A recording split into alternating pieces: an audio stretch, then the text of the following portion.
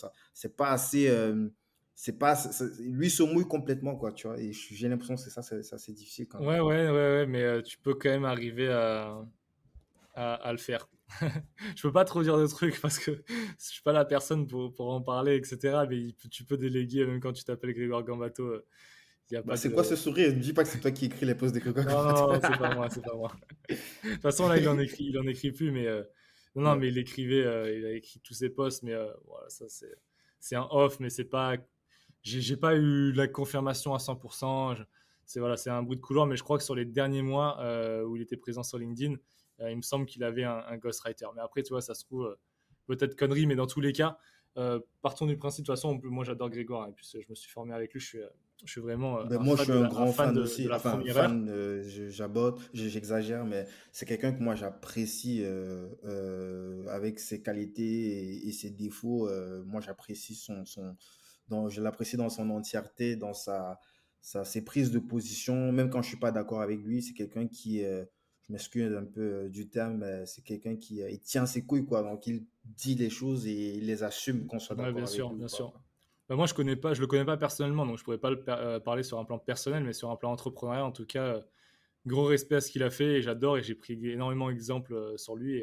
Mais sinon, pour revenir au cœur du sujet, oui, même quelqu'un comme Grégoire, qui a une patte Mhm. très forte, tu peux arriver, alors c'est jamais à 100%, mais tu peux arriver à te rapprocher, même en ghostwriting, d'un rendu similaire.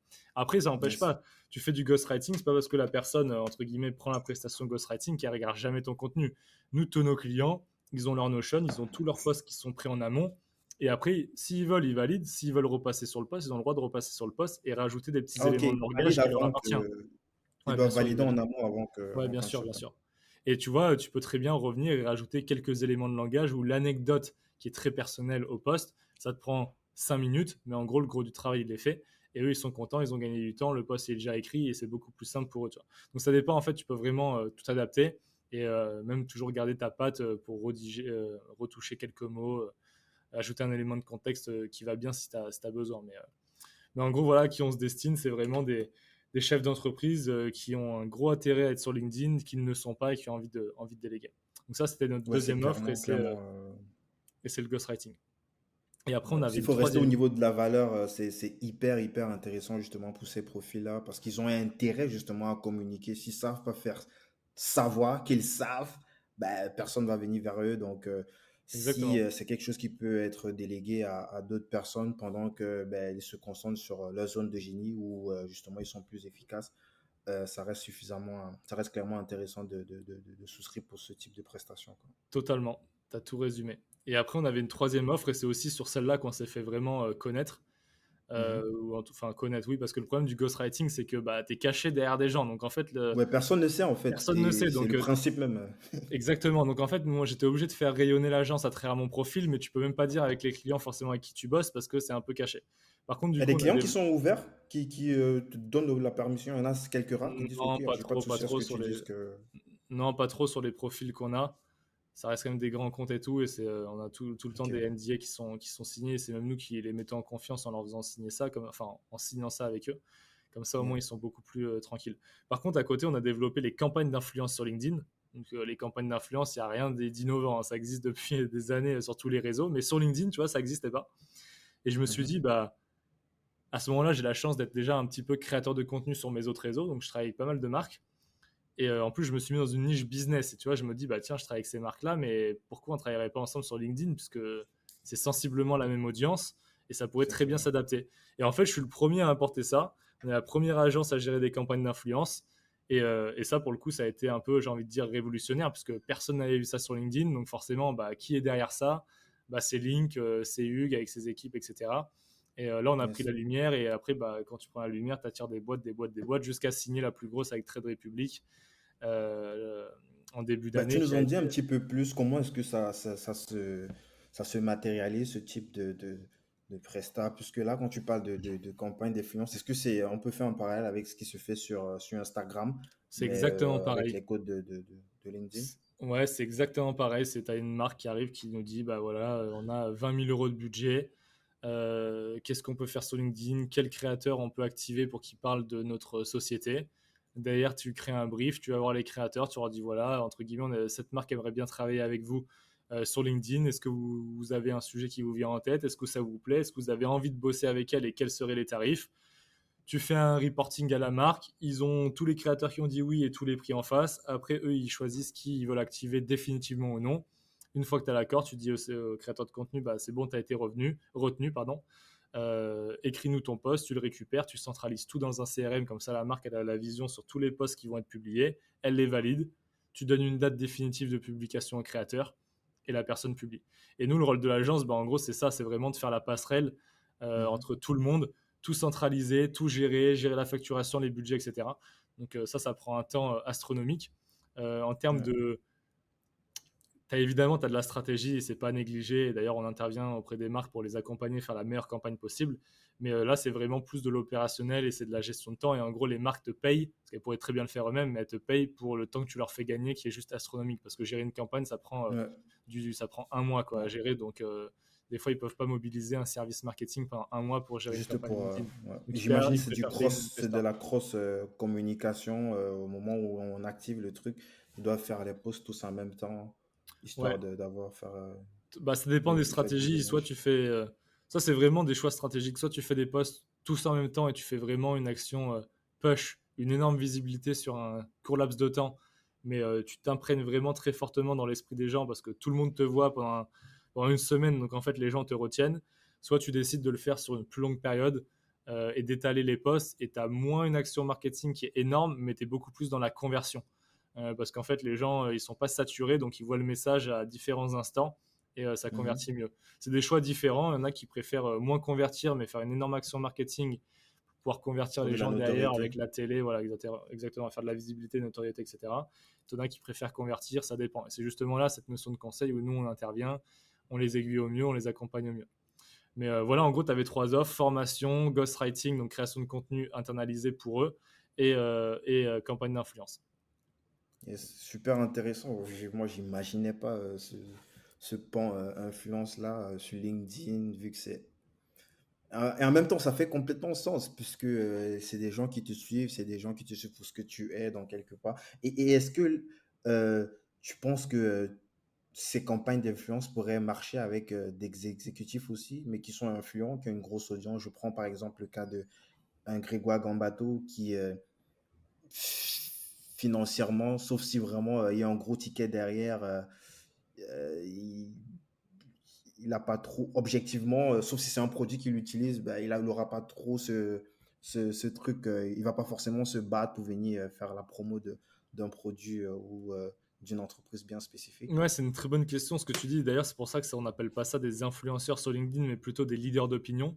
Parce qu'en fait, les gens influents sont entre guillemets pas influents parce qu'ils sont passés à la télé, mais ils sont plutôt influents parce qu'ils ont construit une renommée, une réputation, parce qu'ils ont monté des boîtes à succès, etc. Donc c'est que la majorité du temps, c'est que des CEO ou alors des solopreneurs qui font pas mal de bruit, qui ont des audiences. Donc en fait, c'est toujours des gens de toute façon qui sont pas dans le besoin. Donc déjà, ça coûte assez cher pour qu'ils affilient leur image à quelque chose. Mais après, comme dit le dicton, tout s'achète. Et tu peux arriver quand même à convaincre des gens qui sont top level, qui ont une très grosse répute et qui ils peuvent quand même faire une campagne d'influence pour une marque. Ça dépend voilà, comment tu veux l'adapter. Ils sont toujours très libres hein, sur le script. C'est eux vraiment qui vont choisir l'angle. Mais en gros, tu peux Mhm. toujours trouver un sujet pour raconter une histoire et pouvoir mettre en avant un service ou une marque partenaire, quoi. Mais ça s'adresse pas à tout le monde, quoi. Contrairement à Instagram où c'est beaucoup plus ouvert. Parce que j'imagine qu'un Jean-Marc Jancovici, bah, tu viens pas vers lui pour lui demander de faire de la promo sur son LinkedIn, Ouais, quoi, bien même sûr. s'il a une Bah, en grosse fait, audience. tu pourrais si c'était un truc dans sa niche. Si c'est sur l'écologie, c'est un truc innovant, etc. Ou si c'est par Oui, mais exemple il est payé, le fait qu'il soit payé pour cela, bah, j'imagine que ce serait un truc Après, j'ai différent. jamais travaillé avec Jean-Marc Jancovici, donc je pourrais Je sais pas pas si tu vois évidemment en fait ce que je veux dire. Il y a comme des ça te gens dire. qui ont Ah une oui, influence, mais pas avec un objectif commercial derrière, bien mais sûr. juste avec des convictions. Et limite, qui verrait le fait d'une intention financière serait une façon peut-être comment je dirais ça? de travestir en fait leur opinion, je sais pas. Bah, t'en as qui pensent ça, c'est-à-dire qui disent moi tout ce que j'ai fait, je l'ai pas fait dans le but de pouvoir faire derrière des Limite, ils préfèrent sponsors. le faire gratuitement, quoi, s'ils croient au projet, quoi. Ouais, potentiellement, ça nous arrive, il y a des créateurs qui nous disent non, mais nous, on prend aucun post sponsor, on n'a pas envie, entre guillemets, d'être payé pour promouvoir quelque chose, on veut rester dans notre ligne édito, très stricte, même quand ça pourrait coller à leur ligne éditoriale, mais après, tu en as d'autres, tu vois, qui peuvent lier l'utile à l'agréable. Tu parles de finance toute la journée, tu t'es fait connaître dans ce milieu-là, tu as une énorme boîte comme Trade Republic qui vient de voir, qui est valorisée à 6 milliards d'euros, qui a l'air insolite, qui est hyper propre, qui fait les choses bien, qui recrute, enfin bref, qui est une très belle boîte, qui vient de voir, c'est Mhm. dans ton domaine, tu les aimes bien, tu utilises déjà l'appli, pourquoi pas prendre un ticket, entre guillemets, et en plus en parler, tu vois. Enfin, voilà, après, c'est chacun. Moi, je suis pas là pour juger. Hein. Je refuse en Mhm. tant que créateur de contenu, je refuse beaucoup de collabs. J'en accepte aussi. Chacun fait ce qu'il veut. Chacun gère en fait entre guillemets ses contenus comme ils veulent. Hein. Il y en a plein qui disent nous on serait jamais, enfin on n'accepterait jamais un chèque pour parler d'un truc si on n'a pas décidé de le faire. Les gens décident toujours. De toute façon, dans tous les cas, on les force pas. Hein, donc il n'y a pas de problème par rapport à ça. Mais c'est vraiment en fait les gens qui choisissent de le faire ou non en leur âme et conscience. Quoi. Yes. Avant qu'on ne boucle sur l'absorption, j'avais encore une dernière question sur le ghostwriting. Est-ce qu'on a un ordre d'idée de comment est-ce que ça se price? Parce que on a compris le fonctionnement, mais ça reste quand même assez personnalisé. C'est difficile, à mon avis, de faire un prix standard, mais à votre niveau, c'est votre job. Je sais pas comment est-ce que vous avez théorisé le Ouais, pricing bah, à ce niveau. t'as raison, au début c'est très compliqué. En tant que freelance, j'avais beaucoup de mal, je faisais à l'heure, parce que je savais qu'à peu près en 1 heure je faisais un post, mais des fois je m'y retrouvais, des fois je m'y retrouvais pas, c'était compliqué. Et puis en gros, on a fait des packs, à la fin tu finis par faire des packs, c'est ce que font les agences, et aujourd'hui c'est comme ça qu'on travaille aussi dans la partie LinkedIn de Kudak, donc qui s'appelle Linker. On a des packs, et un pack ça comprend X posts par mois, et en face tu as, un tarif mensuel, quoi. Donc, je peux te donner les chiffres. Hein, de toute façon, c'est assez public. En gros, là, en ce moment, on est sur des offres qui commencent à 1 200 € par mois pour la gestion d'un compte qui publie une fois par semaine. Donc, tu Mhm. vois, c'est un budget. Mais après, il faut le mettre sur une enveloppe annuelle pour des grosses boîtes. Tu es un CEO, tu as un business potentiel sur LinkedIn qui est énorme, qui chiffre en millions. 18 000 euros, 15 000 euros pardon, d'accompagnement à l'année pour activer un canal comme LinkedIn. C'est pas si cher que ça. C'est sûr que si tu prends 1 500 €, j'ai envie de dire, pour le commun des mortels, où derrière, tu n'as pas un panier moyen qui est hyper élevé et tout, c'est un budget énorme. C'est pour ça qu'en fait, nous, tu vois, on s'est tout de suite adressé sur un panel d'entreprises assez, j'ai envie de dire, premium et des grosses boîtes ou des startups qui ont fait des grosses levées qui peuvent se permettre des services comme ça. Mais voilà, et ça, c'est justement, c'est des barrières à l'entrée qu'on met aux freelances, mais du coup, les freelances ont aussi des avantages concurrentiels énormes, ce qui peuvent se permettre d'aller chercher des clients beaucoup plus, entre guillemets, petits et être beaucoup plus agiles sur leurs offres.